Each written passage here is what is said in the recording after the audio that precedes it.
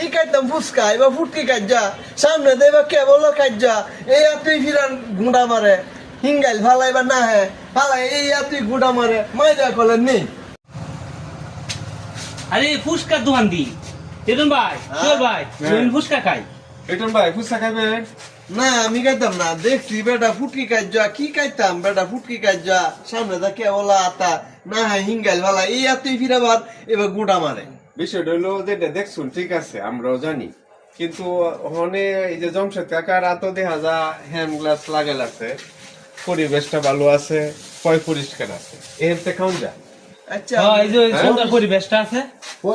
পরিবেশটা বুঝছেন সুন্দর এবং পরিষ্কার জিনিসটা হলো ইমানের অঙ্গ। এই যে মোর ঠিক কথা বলছি বুঝছেন রিটন ভাই এতে খাওয়া যা। আচ্ছা আমরা তো কইতাছেন তে লোন খায়া দিই আরেকটা বিষয় দুলাল ভাই আমরা মেলা বাণিজ্য গেলে জমশেদ কাকার এতে যদি মন চা জালমুড়ি বা ফুচকা খায় ওয়াজ মাহফিল লাগলে আমরা তো যাইও ঠিক আছে হ্যাঁ ঠিক আছে ঠিক আছে 100 টাকার দিন বানাই নেমনে আর সবসময় 2 ঘন্টা পয় পরিষ্কার রাখবা।